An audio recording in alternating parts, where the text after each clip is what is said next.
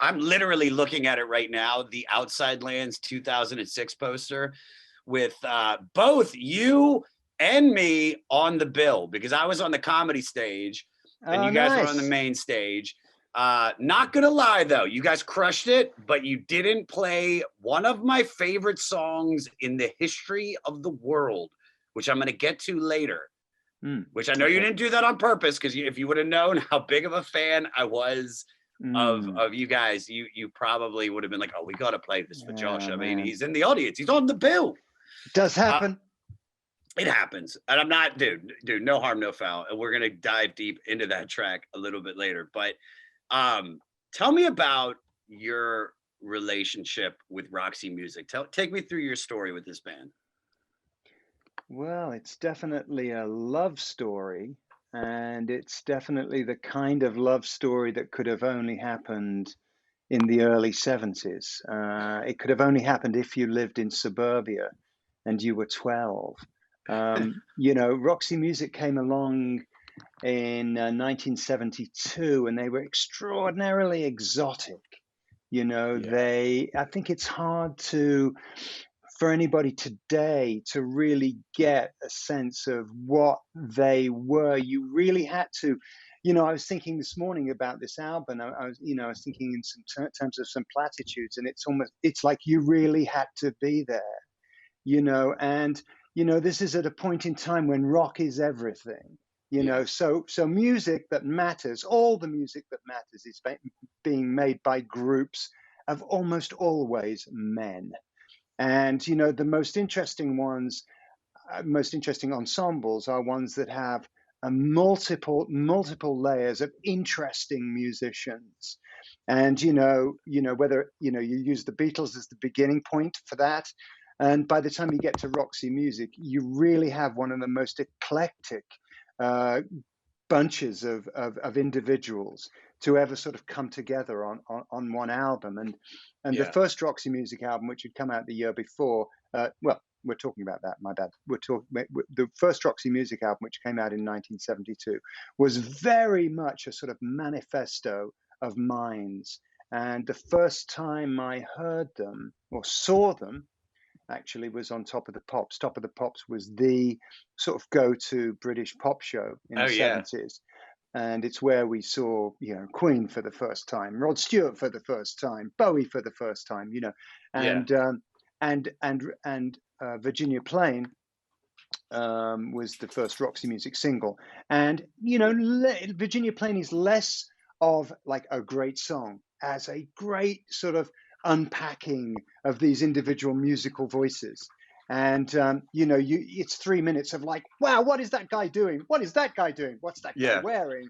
It's powerful and it's driving and interesting, but mostly it's like, who the hell are these guys and what planet did they come from? Yeah. So were you, did you already have like the idea in your head that you were going to go on to be a musician, or did like seeing them kind of just go, oh shit, like I want to do that? Like, Oh God, no. I mean, I was 12. I could barely ride my bike at this okay. point.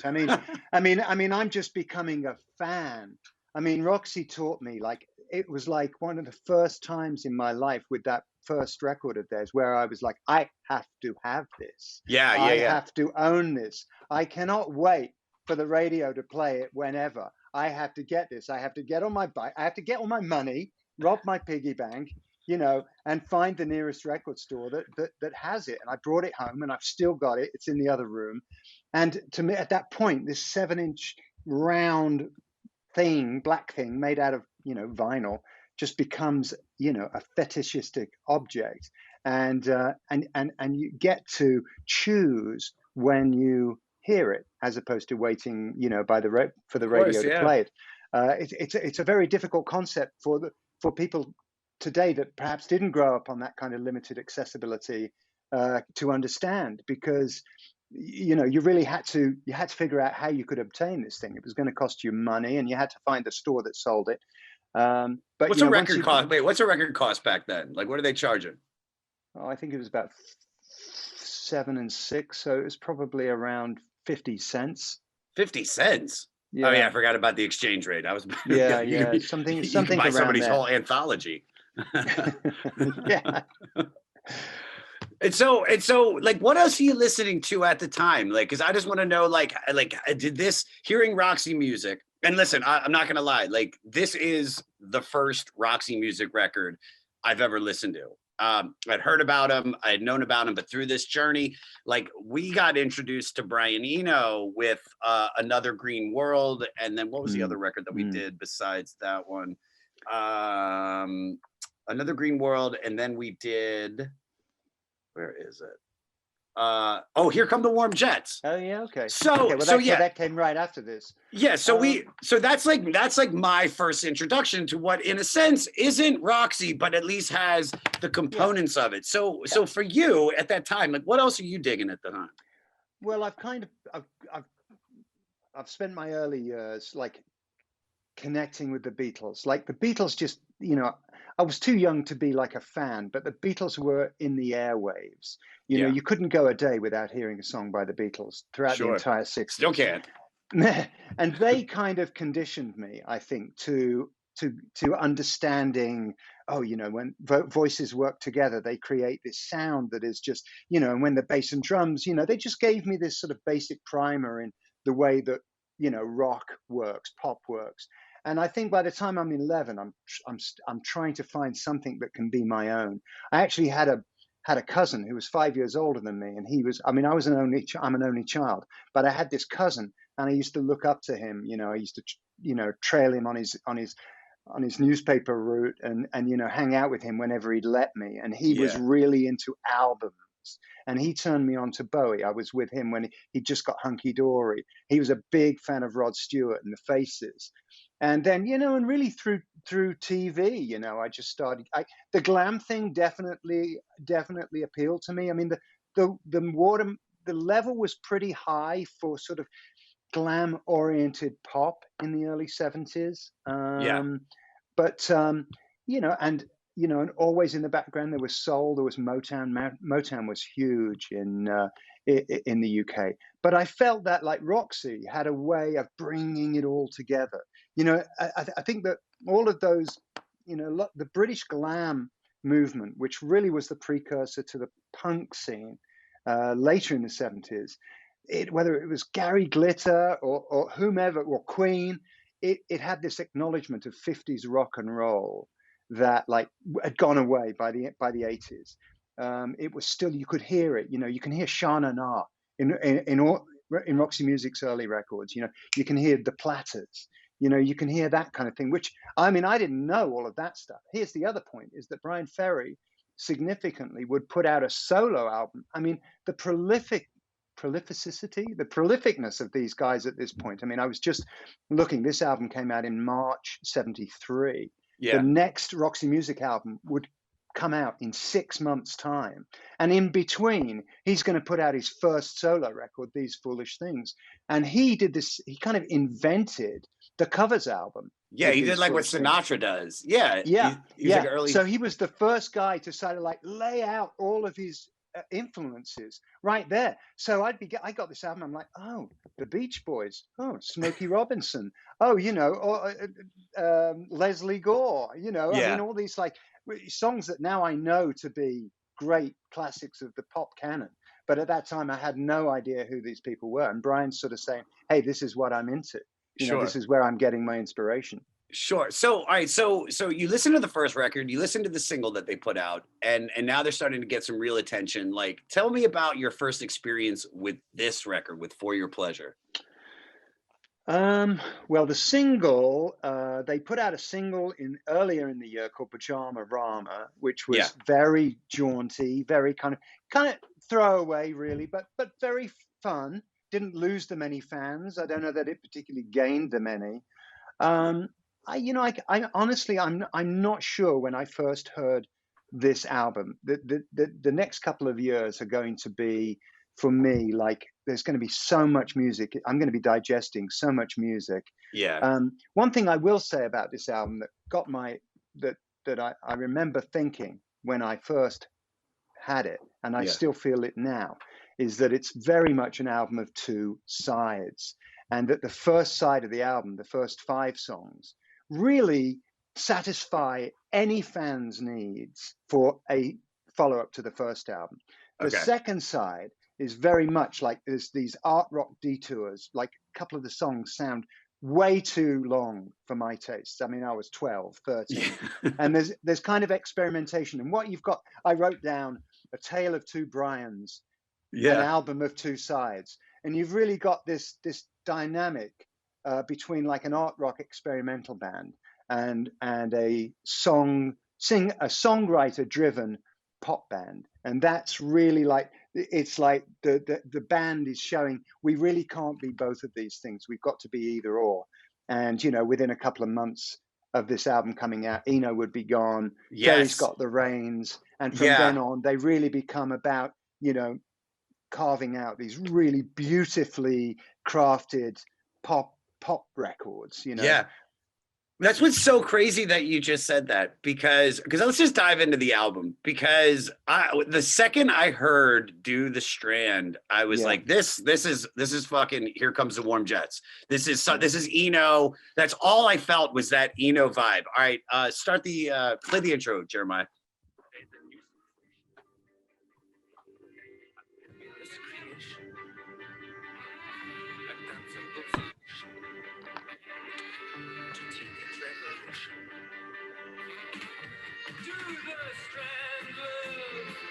All right, stop it. Not going to lie, when this started, I was like, I think I'm going to hate this record. Just that initial intro, I was like, I was expecting, because, you know, full disclosure, I was expecting more like Bowie. I was expecting more like T-Rex, because everybody's saying that Roxy Music is the glam scene. And so when this started, I just wasn't feeling it. Now, that being said, I've listened to this album probably 8-9 times since I've started going over it, and this song has really grown on me. So tell me about your experience with this song. How does it make you feel? Well, Do the Strand again. You kind of had to be there. You Yeah. know, it was very much a rallying song for Roxy Music fans. You know, I always think first albums don't really make fans; they make interested parties. Yeah, yeah, Second yeah. albums make fans. Yeah. It's where the listener doubles down and says, I freaking love this band, or I love this guy. You Yeah. know, where the first album's like, yeah, this guy, this is interesting. Yeah, it's cool, but you don't know where it's going to go. And the second album comes along and you're like, oh, yeah, this is a party I want to go to. You know, Yeah, this is a dude. scene I want to be a part of. And this is what Ferry was so great at. He was saying, this is the scene. He was the educator. You know, Ferry's he's a culture vulture. He's probably the greatest culture vulture in music. He was very well read, like artistically. He Yeah. was, you know, he'd gone to art college. He'd studied under Richard Hamilton, who would become a very important pop artist in England. And he brings all of that. You know, he was like one of the 10 guys in the UK who drove a Studebaker, who drove an American car. He Yeah. was totally obsessed with, you know, he was obsessed with all of these kind of cultural idioms, if you like, 20th century modern cultural idioms. And he's quoting all of these dances. He's like, I'm going to write a song like The Twist. Yes. You know, I'm going to write a song about a dance. I'm going to invent a dance, and all of my fans are going to do the Strand. How do we do the Strand? Well, Yeah. you know, we're going to have to find a way. But he's going to tell us a lot of things that it's not along the way. Yeah. It's Yeah. not the Yeah. tango, you know, it's not the fandango, you know, it's not the beguine, it's the Yeah. Strand. And kind of like by the time the song was finished, you know, you're on board. And I had it on a T-shirt, and I had a lapel pin badge with it on. Interesting though that you say about Eno, because I kind of feel that Eno underplays throughout this album. And I feel that, like, actually, particularly this first side, and Brian has written the songs, he's like, no, we're not an experimental band. This is a band that is going to be centered upon my writing, and I'm going to show you just how well I can write. And I Yeah. just think the way it's like this song, it's like he is Dylan's son with this, you know, because whereas Dylan could riff and riff and riff upon about, you know, the issues of the late 1960s. This is very riffing on the issues of the early 70s. It's a different world. and this is the world of glamour and beauty queens and phone sex and all sorts of things that, like, wasn't going on in the 60s. And I think that, there's actually, I counted it out. I wouldn't normally do this, but there's a 32 bar instrumental break in this song.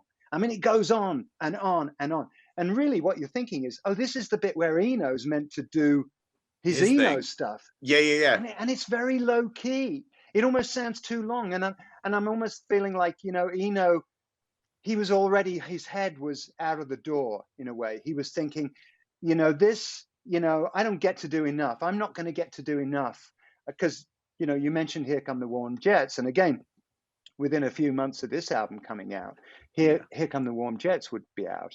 Yeah. And I mean, the ideas on that record, I mean, Eno has never been short of ideas. Yeah, for sure. Not because it's not because he doesn't have ideas. It's just because, and we'll talk about this, but the musical personalities, Andy Mackay, Phil Manzanera, are so strong in this band that the real estate, the musical real estate, is really tight.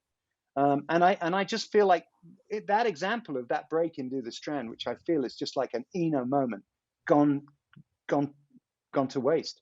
No, for sure.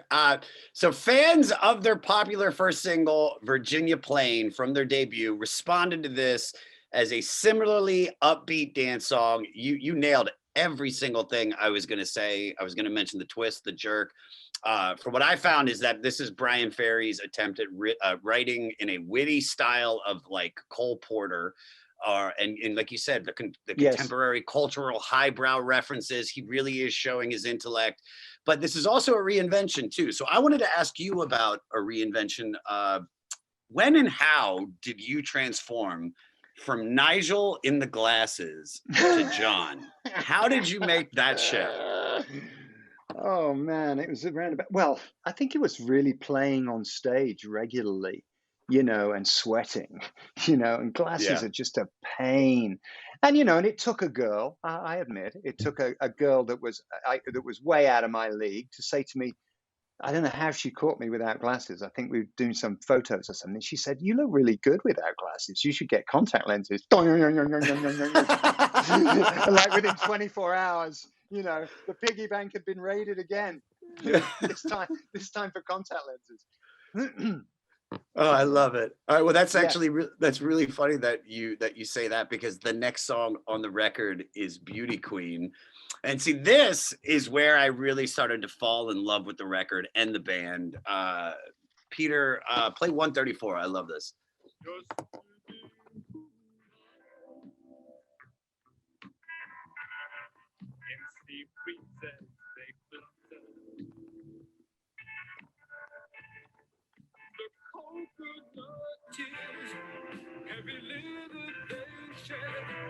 Swaying arms at your feet, you're the pride of your street. Oh my God, kill it. That is just so gorgeous. This probably is my favorite moment on the whole record. I just love Brian's shimmering vibrato over that electric keyboard. And it's funny that, because you already mentioned his solo record, this is Brian's first attempt at a crooning ballad. And it's also something of a Dear Jane letter to Let a Lover Go. I love this song, man. I don't see how you could listen to this and not feel something. So tell me about how you feel about it. Well, you called it. You mentioned Cole Porter earlier, and I think that's a really interesting parallel. Coconut tears, heavy lidded, they shed. There's the palms. Again, he's alluding to a way of life. Brian Ferry was like the son of a coal miner. Yeah. I don't think there is a greater sort of, in terms of like, what do we call it? When you go up, aspirational, an aspirant in rock. This is a guy that, he's been in London for a couple of years, and he's already seeing himself on the beach at sunset, with the beautiful girl out of the glossy magazine. He's thinking about a house in the country. He's driving an American car. All of these things, all of these concerns. I mean, I think it says something about the comfortability that society has found itself in. That we're not being driven by the concerns of 1969. There's a certain comfort has come to pass that allows for a singer-songwriter like Brian Ferry to sing lyrics like this, and he doesn't get cancelled. You know, Yeah. that actually this is speaking to a new generation. Certainly I was one of them, 12-year-old boy in suburban Birmingham. He is painting pictures for me. Then I'm thinking, that's where I want to go. I mean, if ever there's a lyric that precurses Rio, it's Yeah. this, because it's very much speaking to that idea. Before the 70s, in working class Englishmen, just like working class Americans, were not going abroad on holidays. Yeah. They were not seeing palm trees. You only ever saw a palm tree on the television, or in a movie. So, the idea that you could insert yourself into that world. And I think Brian was really important because he lifted everybody up. He owned his roots. I mean, there's a line in Do the Strand where he says Eskimos and Chinese do the Strand, but he would always sing Eskimos and Geordies because a Geordie is from Newcastle. And that was always like a moment when everybody from the north in the audience would go, yeah, they had that. I mean, I always love, we call it high low. It's like high as aspirational, but it's rooted in, it's got this core. It's not highfalutin. You know what I mean? It speaks to the working guy, and Roxy had a way of doing that. It was really interesting. They were all about, leaving a factory job, going home, getting dressed up, putting on your dad's suit, and going out and tasting a martini for the first time. A little bit like James Bond, actually, in that sense. That same kind of cultural salesmanship, if you like. Sure. Can I, before we even move on to the next track, can you come on every week and just review these records? Because you are fucking killing it, dude. Good God. Just the usage of just your vocabulary I'm like, oh my God. I'm like, no, please, John, keep talking. I don't even want to say anything. Well, we are talking about Roxy music here, 100%. All right, moving on to Strictly Confidential. So this song played like a gothic suicide note, or maybe like a lament of depression and existential dread. It's opening with Andy McKay's mournful oboe, and then you have Brian's quivering falsetto. Peter, play a little bit.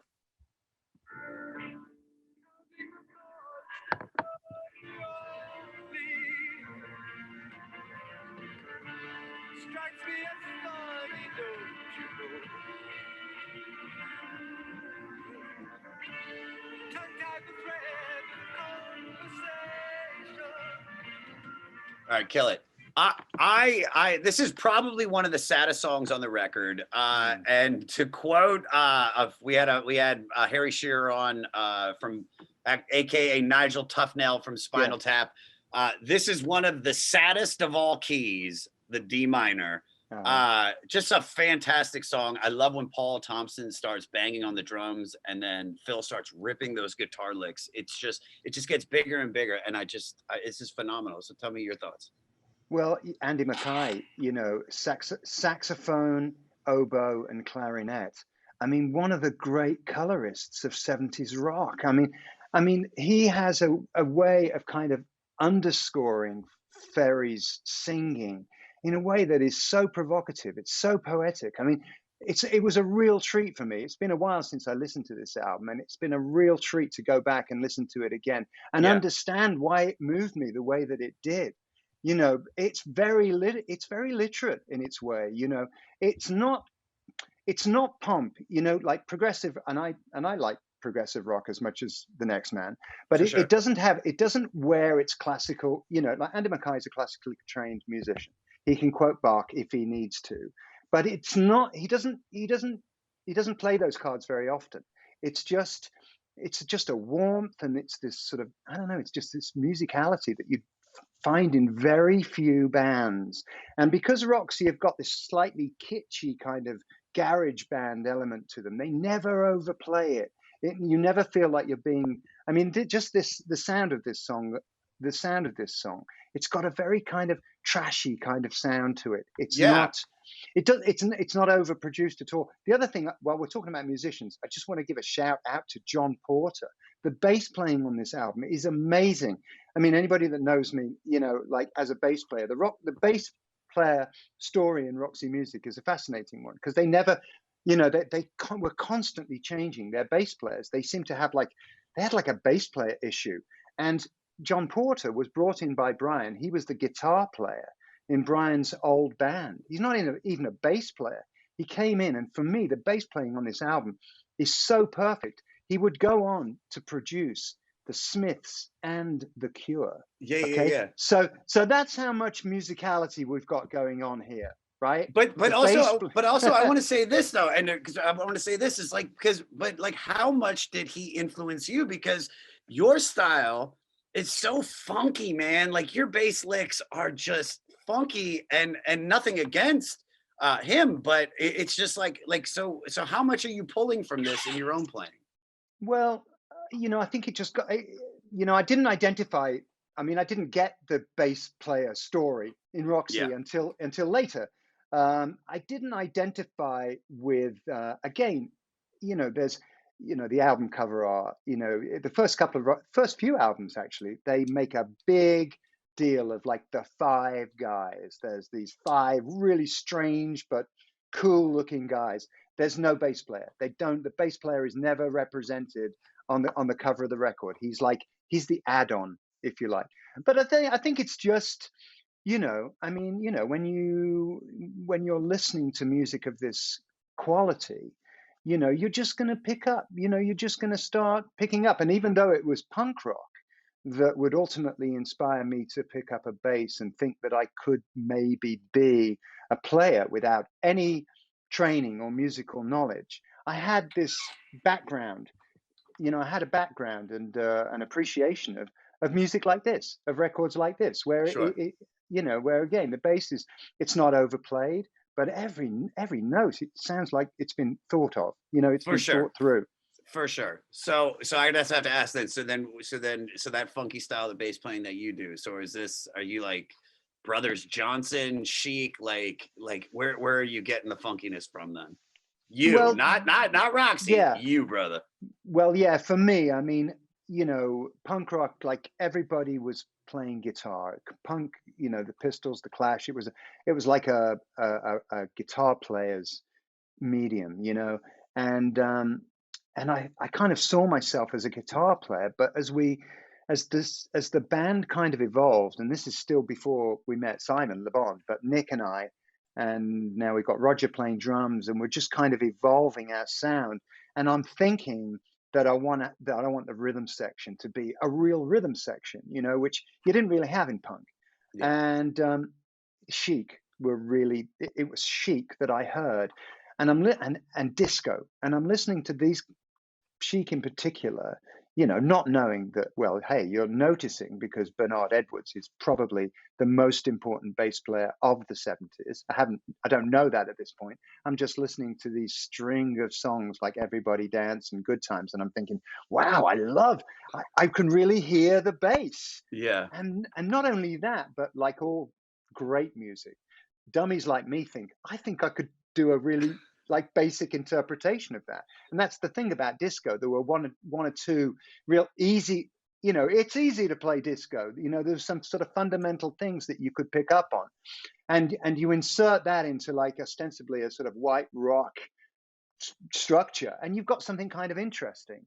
Yeah. And I wasn't the only one thinking like that, because really all the post-punk era music, like Joy Division, for example, they're thinking about bass and drums. That's probably like U2. They've got the punk rock top layer, but the rhythm section are actually playing like they're thinking like a rhythm section, sure, which you didn't get with that first layer of punk bands. Everybody's just going bam, everybody's just trying to sync up with the guitar player, basically. Yeah. But by 78, people are thinking, hey, we got to make the the rhythm section groove. We want people to dance to it. Yeah, for sure, dude. All right, moving on. Editions of You. This is almost proto punk rock. This is kind of like pre new wave, but also Also with a very Velvet Underground feel to it as well. Peter, play 215.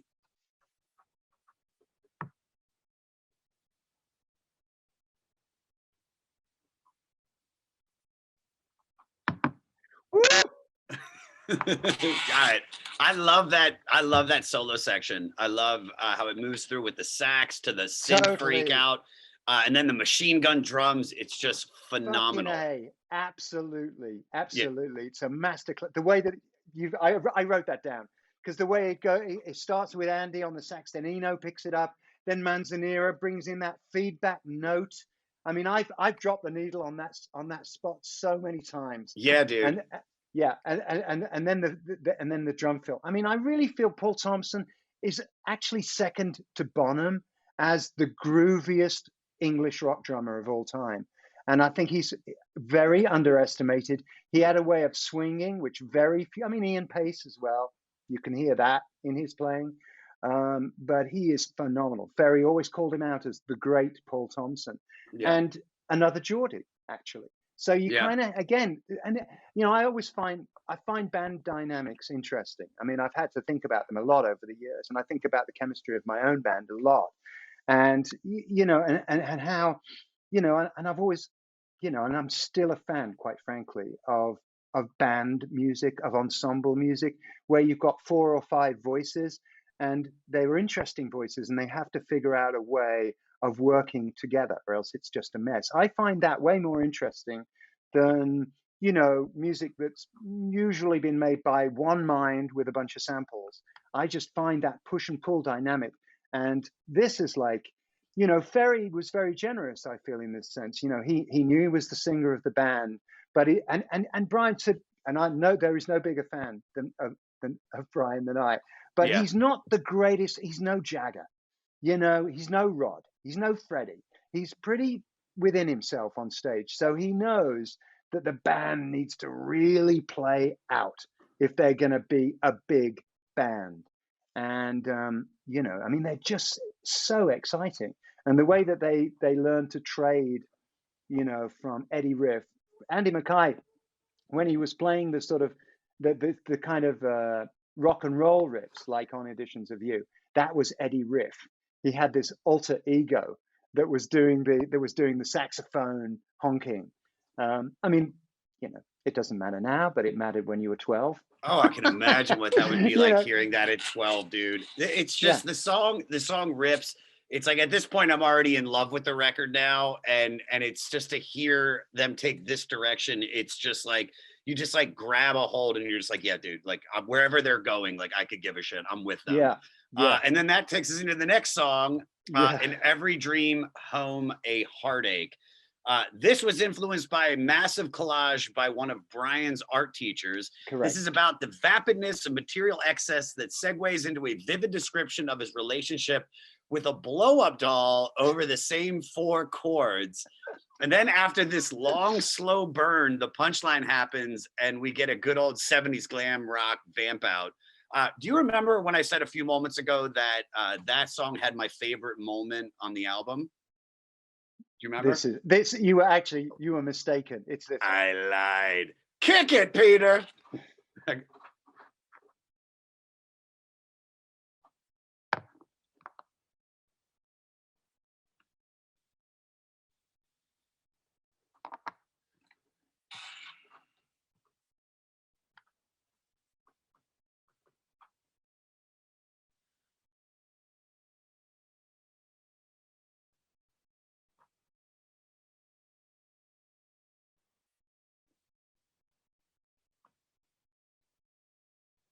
Here it is. Here it is. Greatest.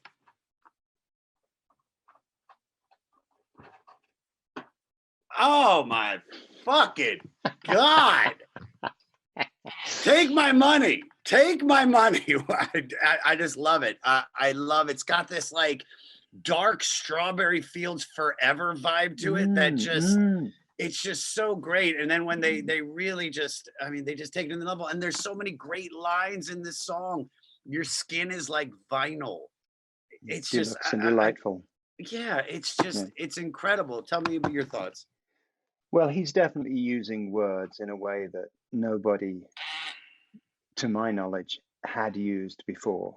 I Yeah. mean, again, Dylan's influence on Brian is huge, and that sort of free associative kind of, just like building on, not really going to a chorus, just a hard range, he's just like spilling out this stuff. But his head is clearly in this place, which is very, like you mentioned, art rock. Richard Hamilton, who I mentioned before, Yeah. who Brian was very much aware of his work, and he'd made this sort of seminal piece called "Just What Is It That Makes Today's Homes So Different, So Appealing." And Richard Hamilton said that modern man identifies with cinema, TV, telephone, cars, domestic appliances, space, history, and humanity. And Brian's got all of these things going on. Interestingly enough, and I've loved this song since I first heard it, at the Rock and Roll Hall of Fame, Roxy played their set and they opened with this song. And I stood there and I said, "No, not this one, not now." you know, and so there is something to be said for like this sort of 26-year-old Brian Ferry singing this lyric in 1972 and it being an absolute masterstroke, and it not working so well when you sing it, in your 60s, For sure. and that is no, I'm just saying I noticed these things. Yeah. And like there are so many fabulous songs that are more, shall we say, age appropriate. But For sure. that's not what art is about. Art speaks to the moment. And in 1972, again, we go back to this generation of suburban kids. I mean, I made some of my dearest friends at a Roxy Music gig. I made friends that I kept for years. Nick and I, we transcended. We became a member of the Roxy Club, and there was just something, the way that they spoke to kids of a certain age, boys of a certain age. Roxy have always been really a boys band, even though Brian, there was a few years where he was a pinup. They kind of spoke to boys in just the way that the Clash would speak to boys 5 years later. It's interesting what, at that point in time. I mean, I didn't know what a freaking blow up doll was, Yeah, yeah. and I couldn't Google it, but I knew it was exotic and I knew it was sexy. And I knew that I probably had to turn it down when the song came on, because if my Your dad parents walked heard. in, he'd be like, which is great, right? I mean, Oh that's my how God. You feel like, music yeah, should you be feel when like you you're a should be teenager. listening to it. You feel Yeah. feel like a little adult at 12, 13, 14 years old. Which is also funny because there's a song off of Outlandish Day Amore where the Police, I think, kind of are influenced by this, because they have a song about having sex with a blow up doll as well. So, but I wanted to talk about Objects of Desire. Right. So right as MTV was exploding into the world, you guys showed up, perfect timing. How did it feel when you learned that you were becoming a teen heartthrob pop idol? How did it feel? It felt great. I mean, it wasn't like it was expected, like you mentioned earlier, I hadn't had the glasses off for long. So, Yeah. so we were really just looking for ways to get our music out there. So, if we could get our faces in like teen pinup magazines, why not? I mean, it was all game. And I think the other thing that Roxy, that I can align Duran's arc with the Roxy Please. arc, is again on For Your Pleasure. You're listening to a band that has spent like a year on the road, or maybe 6 months on the road. A band that has recorded its first album probably after playing 20 gigs, which is kind of like the Duran story. I mean, we had these songs, we went out and played as few. All we wanted was a record deal. It wasn't like, let's just tour, and then maybe get a record deal. It's how can we get a record deal from the moment we came together?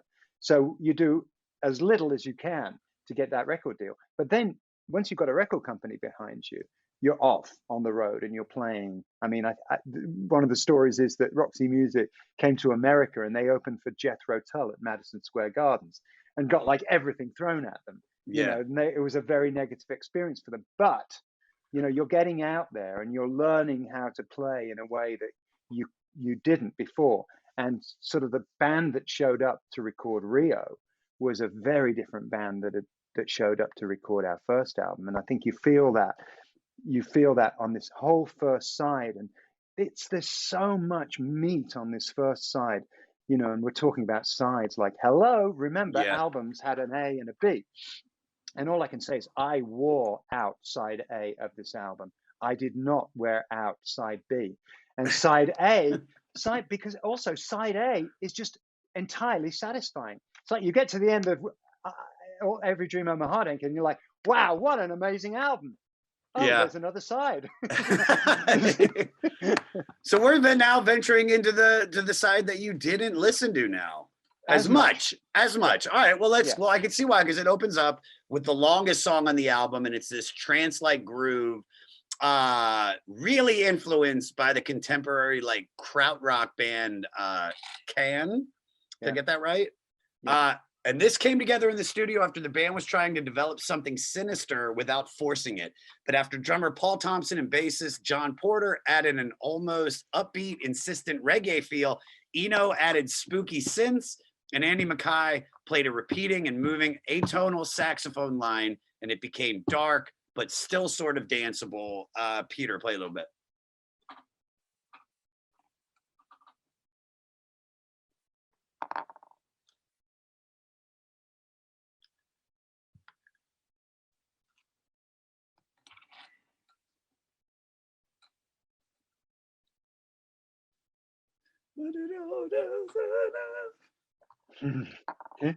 Find out. All right. Yeah, this is completely different than everything we've just been listening to on the record. Yeah, it's super cool. Yeah, very cool. You know, and you know, again, the drum, as you mentioned, the drum, I mean, all the musicians are doing good things. For sure. It's just it requires a different kind of appreciation, I think. And you know, I actually looked up the meaning of bogus this before we did this, and I actually wouldn't be surprised if Brian's writing this about Eno.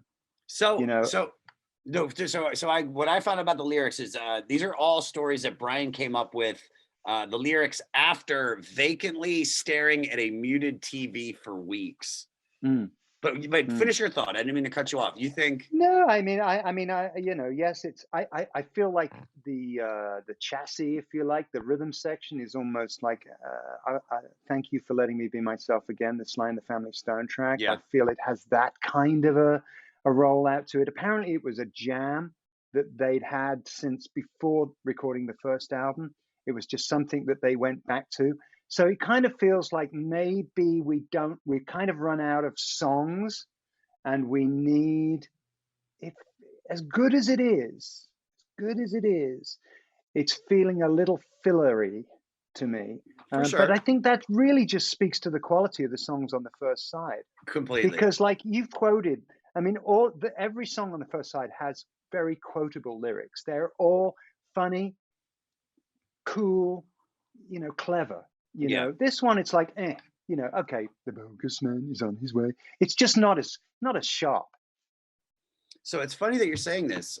So many people consider this not just to be a twist on the Disturbed Boogeyman, but Brian could be trying to come to grips with his own subconscious. And Eno thought it was the most successful song on here because, in his words, in quotes, it's the one on which the band is most oblivious working together. Or maybe take that again. So take that whole thing again. It's the one on which the band is most obviously working together, and it's also got a lot of discipline. So, you know, I mean, you know, I could see this being way more up Eno's alley in terms of the band. Yeah, I think it goes back to what we were talking earlier. It's like, what is Roxy music? Is it an art rock experiment, or is it a songwriter driven pop machine? You know, and this side, it's gonna let go. It's gonna say, look, we could have been this kind of a band, but we aren't going to be. We don't know that yet. And I understand why Eno feels that way, because, you know, I did write down, I wrote Eno, detached and dispassionate, very passionate and intimate. You know, it's like Eno's a genius, but he's as a songwriter and as as a as a singer songwriter, he's an intellectual. He's an elitist. God bless him. He's probably the most important studio musician of my lifetime. Yeah. But you know, he's detached. You know, he's a genius. But Brian he's a heart on his sleeve guy. Everything has to feel for Brian. Brian's all about creating moments of feeling. And I don't feel that, and yes, I see why Eno would feel that way about this track, because it's like a precursor to Remain in Light or something like that. A track that really, you know, Eno gets to really groove out on. I mean, it's in no way, it's not dissatisfying. I mean, he's very satisfying, but For you're sure. just not going to play it the way you played the songs on the first album, the songs on the first side. Yeah, no, completely. All right, so I want to go a little bit darker, but in your autobiography, in The Pleasure Groove, Love, Death, and Duran Duran, about your bogus years of losing yourself in addiction. Me, also suffering with, I've been off for about 4 years now and going strong, but I wanted Great. to ask you, when did you first realize that you had a serious issue with substance abuse? I'm going to tie that into Roxy music. Please, yeah. The first Duran Duran tour of Germany, we went to Munich, and we went to this nightclub and called the Sugar Shack, and Roxy Music were there, and it was the first time I'd ever met them. And Brian Ferry bought us drinks, and that same night we got so trashed, the drummer and I. He got into a fight, and I ended up putting my fist through a plate glass light fixture in the hotel in the Munich As you Hilton. do. Yeah. It was a low point. It was a low point. But you know, did it change me? No. You know, did I see? Well, maybe if you hadn't have been off your face, you wouldn't have done something so stupid. You know, cancelled shows, cancelled tours, and you know, the way I perceived myself was never the same again, because we had to bring in a pickup bass player who like learned my parts in like an hour. Yeah. Pig. You know, and then I had to watch from the side of the stage as the band performed without me. So, you know, around about that time, you know, I'm 22. I've had a good run. I've had maybe 18 months of fun with alcohol and drugs, maybe at the most. And now I'm thinking, ooh, you know, maybe, you know, starting to ask questions about the way that I use alcohol and drugs. And I can see these guys, my brothers in the band, and I can see they're not having the same issues, shall we say, that I'm having. But, you know, it would be a couple more years. I mean, in my mid-20s, I think I acknowledged that I had a problem with drugs. It's one thing to acknowledge you've got a problem with drugs, but it's another thing again to acknowledge you've got a problem with alcohol, because alcohol's everywhere. Everywhere, yeah. It's one thing not to pick up the phone and drive over to the other side of town to meet your dealer, but like to have to avoid booze. Yeah. It's like, lock me in my bedroom and tell me when it's all over. It's very hard. And you know, so it would be, you know, it would be a few years, but you know, we have to go through, not to proselytize, but there's sort of stages of addiction and alcoholism that you have to go through in order to surrender. You know, you've got to have these experiences. But you know, the boys in Duran Duran, we all came from very similar backgrounds. You know, we all had the same. If you looked at a photograph of my house, it was the same as Simon's house. It was the same as Roger's house. It was the same as Andy's house. And we all essentially had the same kind of, we came from the same socioeconomic background. And so we saw the world similarly, you know. But I definitely found that there was a difference in the way that you partied. Yeah. I'm the same way, which is actually funny because I actually quit drinking 14 years ago, but it was the drugs, it was pills that was really the hard thing to get off. But yeah, it's like, I can only imagine, especially having that like English upbringing where there's pubs everywhere and you're watching soccer and you're just like, everybody's drinking and being out on the road. So yeah, man, dude, I'm glad you're here, bro. Thank you. With this, and I love how you tied that into Roxy music, dude. That was fucking dope. All right, Gray Lagoons. This was on the first Roxy Music demo before the record deal. Oh. 50s rock and roll revivalism was really popular in the early 70s, and similar to Would You Believe off their debut, this was another bit of nostalgia. Peter, play the intro.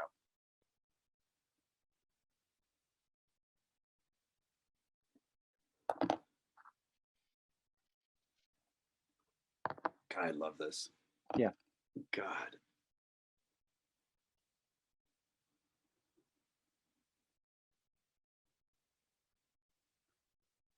So, all right, kill it.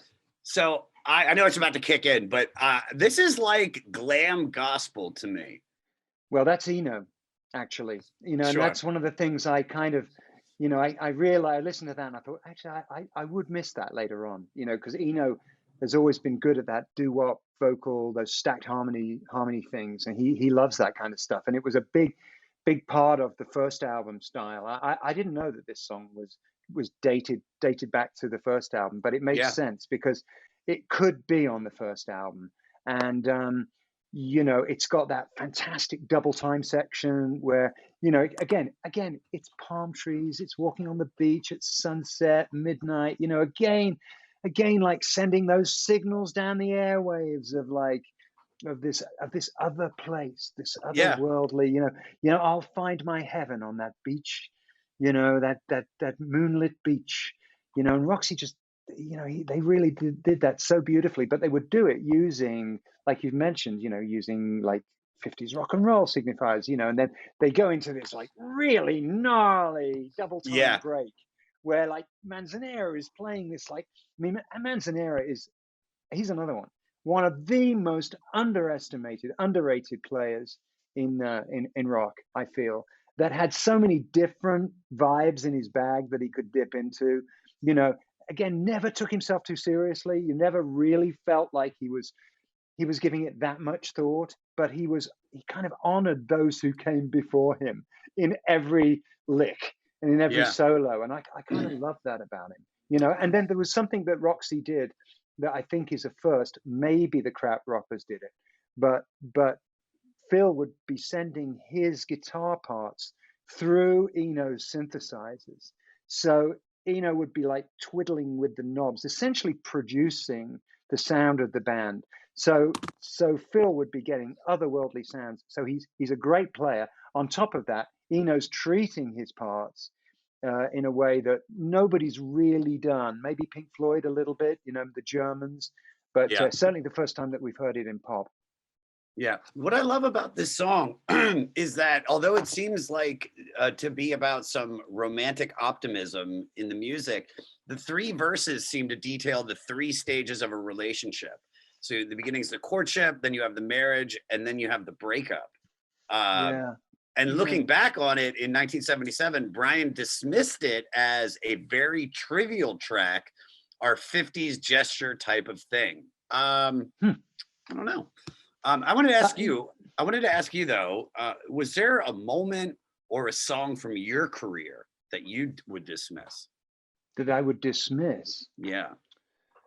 I mean, they all have their roles to play, and I think even the songs that you might put out that maybe, I mean, Union of the Snake, for example, I know that My Own Way isn't a popular song with with some of the band, but the album version, we kind of rebooted it. Not every song is going to be great, and sometimes they're just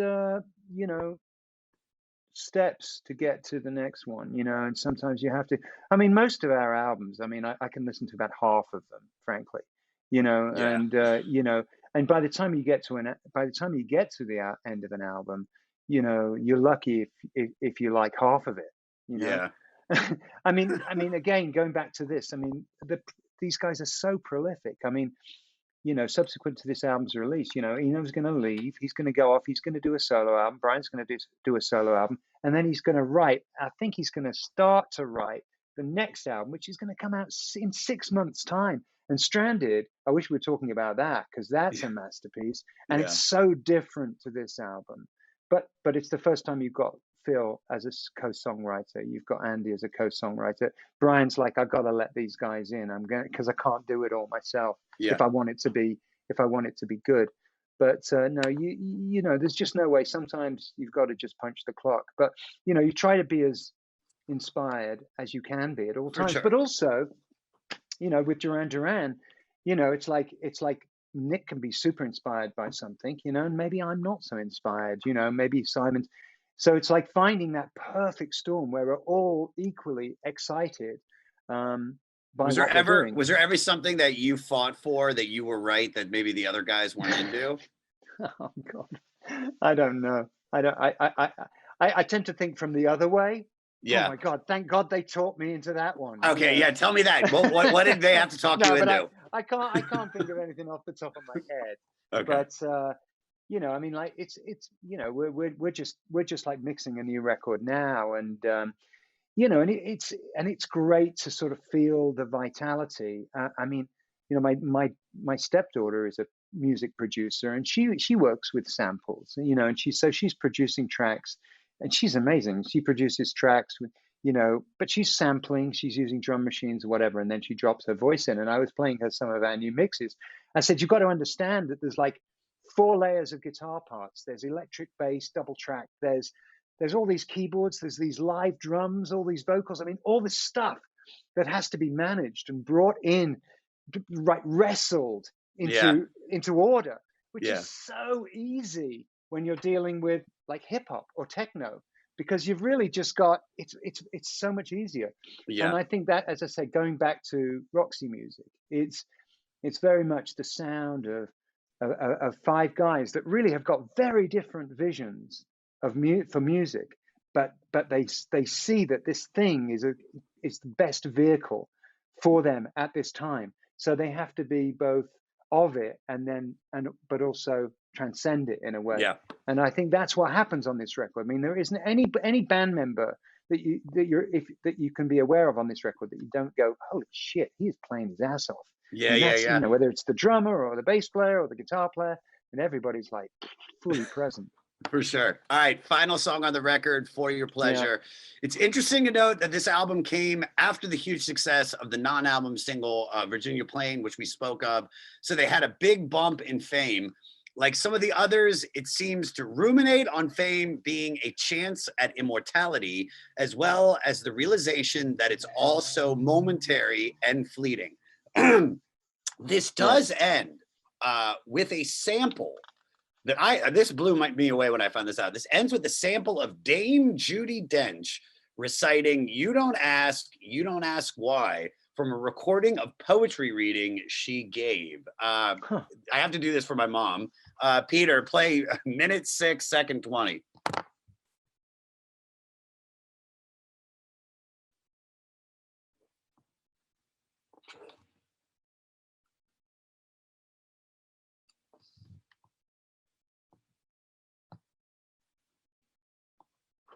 It's so faint. Kill it. It's so faint. But dude, my mom is so obsessed with Dame Judi Dench. If my mom went lesbian, 100% she'd do it for Dame Judi. 100%. What I also love is this included the opening lines of Chance Meeting from their debut album.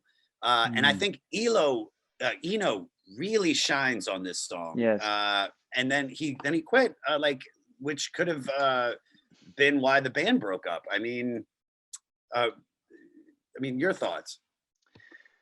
I mean, that is a very interesting, that end section is in and of itself, it's a small meal in itself, isn't it? I kind of like, I made the note, children of the corn, devil worshipping.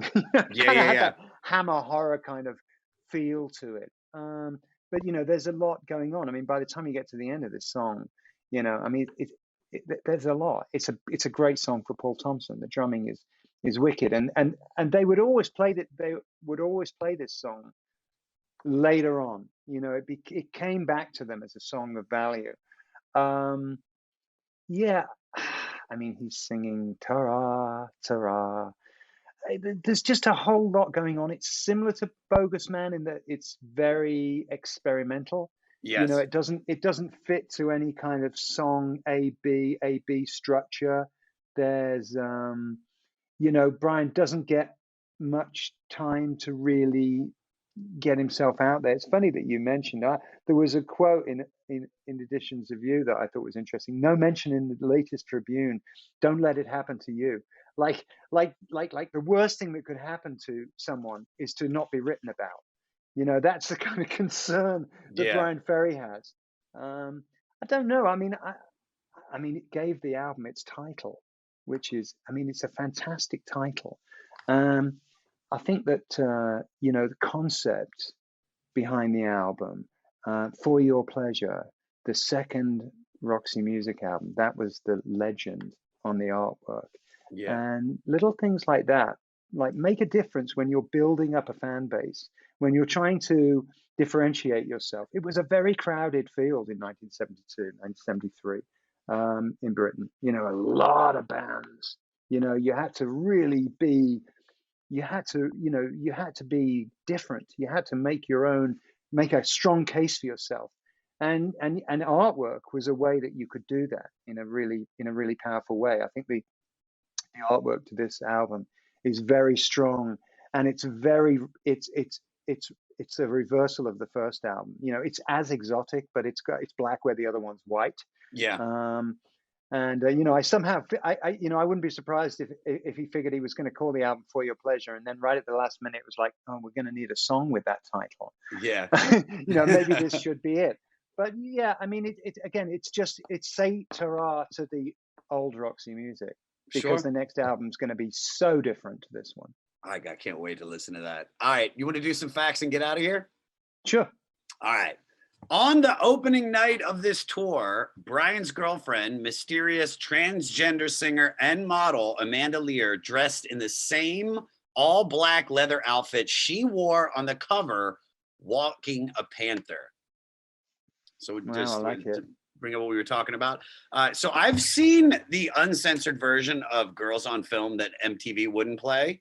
So I have to ask, what's the wildest thing that ever happened during or after a show? Oh, during or after a show? Oh gosh.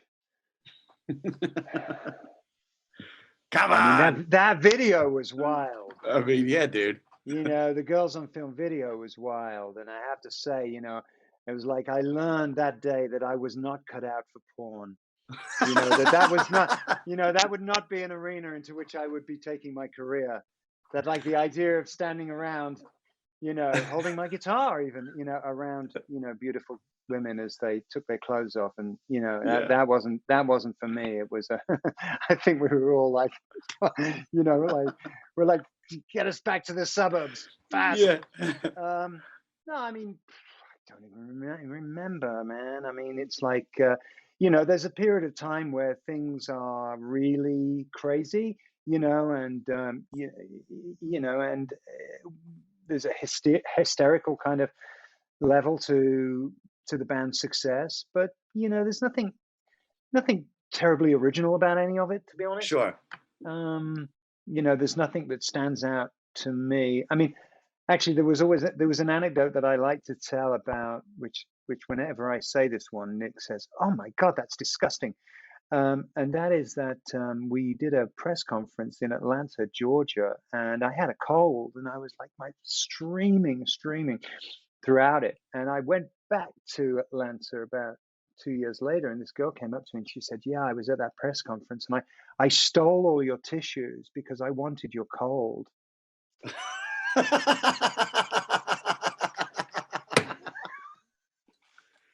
Dude, that is ridiculous. I was like, okay. Did you get sick? Do you need a NyQuil? Okay. Yeah. That is hilarious. All right. Brian has had difficulty processing the popularity of what many considered to be Roxy Music's best album. He said, "It's awful to think that that's our high spot, only your second year of doing anything." Okay, so now, and I mentioned at the beginning of the podcast about one of my favorite songs, you didn't play it, Outside Lane, so I want to talk about this. One of the highest British honors was bestowed. Wait, we need to take the whole thing again. One of the highest British honors was bestowed upon you guys when you did the theme song to the 14th James Bond film, 1985's A View to a Kill and earned the Bond franchise its only Billboard #1 to date. View to a Kill is one of my favorite fucking songs ever. Your bass line in that is so phenomenal, dude. So I wanted to ask you this. This song was also the last song the original 5 members recorded until your reunion in the 2000s. So this is a 2-part question. One, why didn't you play it at Outside Lands? And 2, how did that come about to be the last song? I can't believe we didn't play it at Outside Lands. Are you sure you didn't miss it? I think it was in the encore. I was sober. I know I was sober, but well, no, I yeah, swear to okay. God, dude. I swear to God, you can call the other comics on the tour. That's bizarre. Dude, No, I was like, I'm not questioning that, but I'm sure we played it. If we didn't, I apologize. Next time, it's for you. Well, how did it come about? I mean, you know, I was as big a fan of James Bond as I was of Roxy music, and you know, I had the opportunity. I was introduced to Cubby Broccoli and offered our services. You know, and you know, I'd just been such a big fan of those theme songs in the 60s, you know, the Goldfinger, From Russia with Love, Diamonds Are Forever, You Only Live Twice. yeah. And I really fancied a crack at it. And, you know, and it was a win-win for everybody, quite honestly, but a very difficult song to record. And, you know, I got to know John Barry, and it was a tricky, I mean, it was a, you know, it was a difficult song to write. It was a difficult song to record. You know, again, a lot of people, a lot of talent were involved in the making of that song.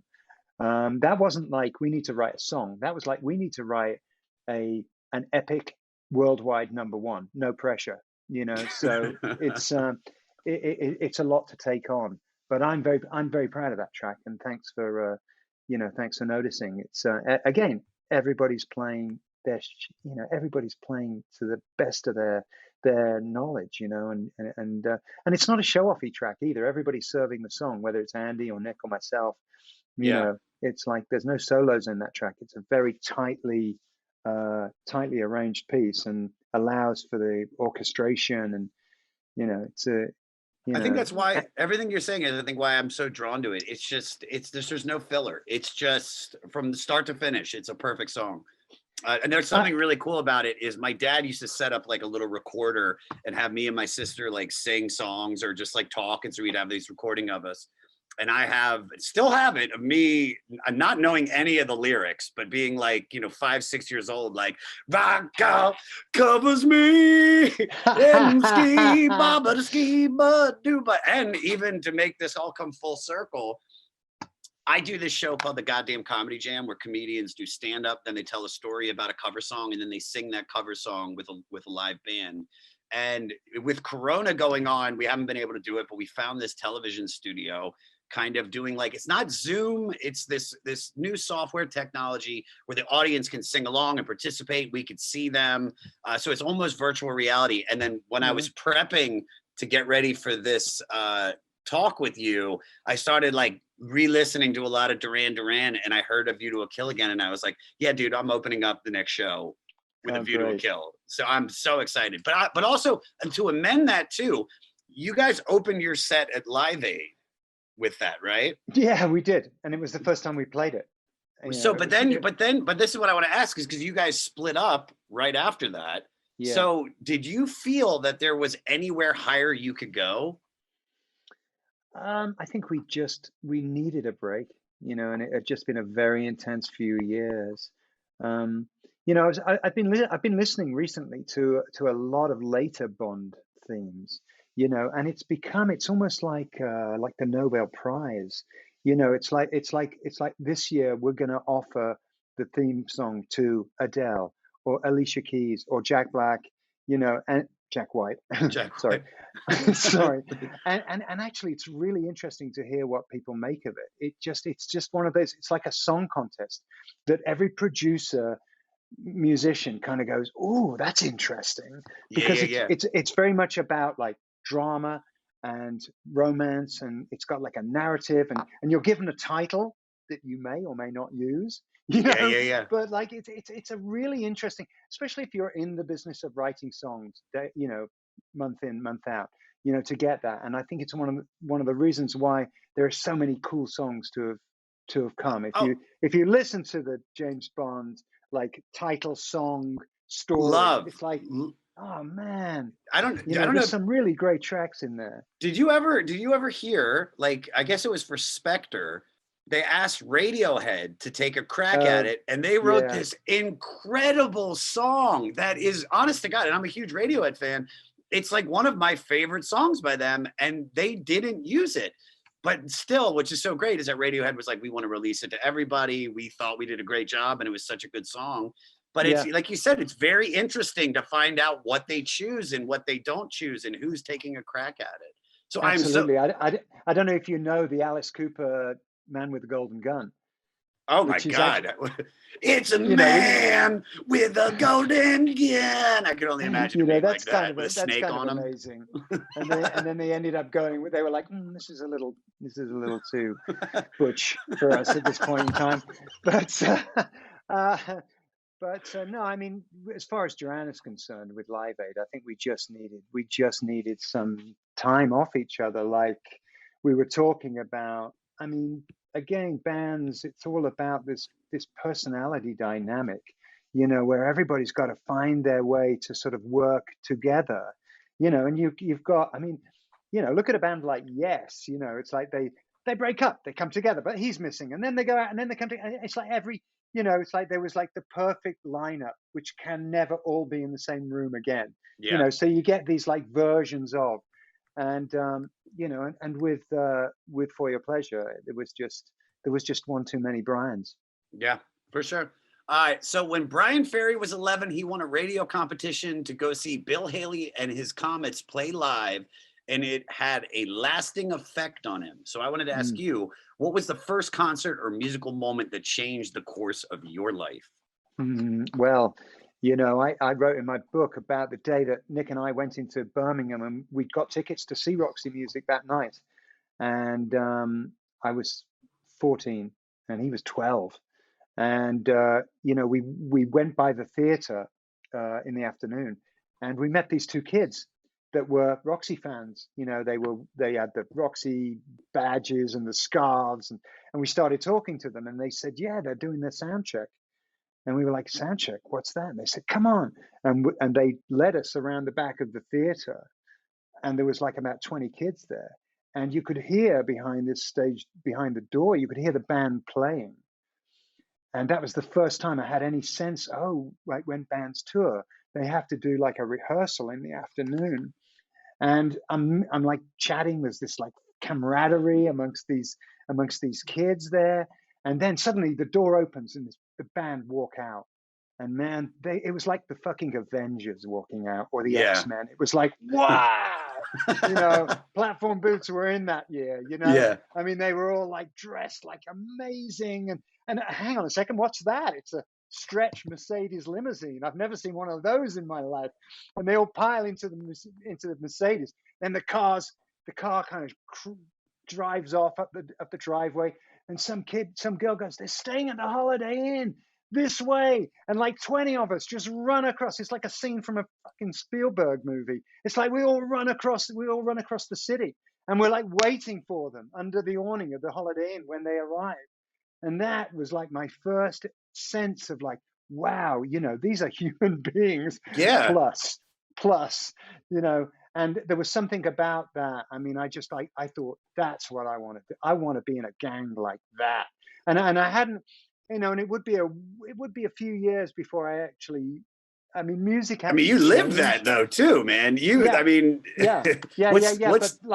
But like, I'm not at that. I'm not there where I think I'm going to be a musician and form a band. I'm not like, I've got to have a few more years of like being that kid. Yeah. And just like wanting to see as many bands as I could, wanting to hear them sound check, I wanted to dig into the whole thing, the whole lifestyle thing. And then, when I was 16, the Sex Pistols came along, and suddenly, actually, you didn't need, they lowered the admission price, if you like. Like, you didn't need to know, you needed three chords, A major, E major, D major, form a band. You know, and that was, oh, you know what a minor seventh is? You can't come in. You know, the less you know, the better you are. And suddenly, like, it's cool. And Nick and I were like, you know, we're making music of our own. Yeah. Oh, I love it. All right. Brian Ferry unsuccessfully auditioned to sing in King Crimson because they needed a singing bass player, but they were so impressed by him that they helped Roxy Music get their first management deal. So I want to ask you, what rejection ended up turning out best for you? Well, we were turned down by several major labels at the beginning. I really wanted to be on Island, actually. I wanted Duran Duran to be on Roxy Music's label, and they turned us down, and a couple of other labels did. But by the time EMI made us an offer, we were really excited about going with them. I mean, you know, I'm glad that I went through the formative years as a teenager, you know, Yeah. because you're so elastic as a teenager, you know, and you can roll with disappointments, and you know, and also I'm glad that I did it with a bunch of guys, you know, that like we had, you know, nothing was ever that bad. We could turn everything into a Monty Python sketch, you Yeah. know, and it was kind of okay. You know, as we get older, we get a little more, everything gets a little more existential, and you start getting in your head, and you start, you know, stuff starts keeping you up at night. You know, I mean, I think you just, you know, music, like what you do, entertainment, it's like you've really got to want it. You've really got to want it, Yeah. because there are so many people that want to do it. Yeah. So many people that want to do it. And I'm a big believer in partnerships. I mean, that's what we've been talking about. That's what we've been talking about, the power of the band, you know, in this chat here. And for me, okay, so maybe we don't need to have drummers and bass players and keyboard players and guitar players to make interesting, cool music. But to that kid who's sitting alone in his room, programming the keyboards, programming the basses, programming the drums, you better find a partner, bro. You better find somebody that you can bounce your ideas off around, because Yeah. you will be up all night obsessing about every aspect of your career. And you know, I also think that for me, strong music is made by many minds working together. I've always felt like that, you know. And when you've got the experience, I mean, you know, just the guys in Roxy Music, they all showed up. They were all kind of in their mid to late 20s when they started working together. So they'd all been playing for like 10, 15 years. They're not like kids. They're not kids like me. They haven't just picked up a guitar or the drums. They've been playing a long time, and they're bringing all of that expertise and, you know, putting it in the blender. And you know, that for me is why it produces such a satisfying brew, if you will, you know. And that's why when we look at Motown or Philly Soul, for instance, and you've got these dudes, you've got 7, 8, 9, 10 guys that are squashed into the studio space, and every one of them's got 20 years of playing experience. And that's what, to me, that's what makes music durable, you know, Yeah. is that we're tapping into this chemistry, you know, this human chemistry, which God knows we need a lot more of. Yeah. All right. I was going to say, I want to end it right there because what you just said is just so perfect, man. But I want to ask this last one because I'm such a huge fan of your work. So the last fact, the Smith singer and solo artist Morrissey told the British press he could only think of one truly great British album, For Your Pleasure by Roxy Music. So I wanted to ask you, of what song are you most proud of? Oh, it's got to be Rio. It's got to be Rio because you know, it's got all these ideas, everything that we've talked about. You know, it's a 6-minute long song that is sort of masquerading as a pop song, but really it's got all these really cool ideas. It's got this really amazing bass line and drum beat and fabulous synthesizers, and it's got this crazy saxophone solo that comes in at like 4 minutes. You know, you know, it's got a lot of Roxy music in it. It shifts a lot of gears. It's not Yeah. afraid to, you know, go to a Motown beat halfway through. It's like, no, we're not quitting at 3 minutes. We're going all out. And so it's the confidence that I like about that song. And the video's silly, but like the piece itself, Incredible. it's like it's everything we've been talking about for the Did last you hour. know it as you guys were when you guys were starting to put it together? Did you guys all know, you're like, holy shit, like this is special? Well, it was conceived in a particular way. It certainly wasn't conceived as like a pop song. Yeah. It was really conceived as like a sort of curtains opening, kind of like opening piece. And I think it was like something, and because we didn't think it was a pop song, that gave us the courage to sort of blow it all out, and have Yeah. this like crazy breakdown. And then, it shifts a number of gears. There were other songs that we'd be writing at that time where we'd be thinking, okay, this can't be more than 3 minutes 20. And then that idea, then after Rio, really, then every time we start to write, we're like, this has got to be a hit. It's a real pain, when like, oh my God, if we don't make this one, we've set this bar now. Yeah. Or unless we were like, okay, this is the experimental track. Yeah. Again, that's something else I think Duran Duran learned from this album, is that you can have 7 pop songs, and then you can have 2 really sort of strangely dark, interesting songs that Yeah. only really feel like they belong to the fans. You know what I mean? They're not for radio. And I mean, For Your Pleasure is very much about that. You've got half of the record, which is like radio friendly, and then you've got this other side, which is never going to get on radio. Yeah. But that's what makes it interesting. Yeah, I can't thank you enough. You know what I want to say is that anytime I asked you a question, you knew how to spin it right back to Roxy music. Dude, you are the king of buttons. You just boop, done. John, I can't thank you enough, buddy. Is there anything that you want to promote? Feel free. No, I'm good, Josh. Thanks. I mean, Duran Duran.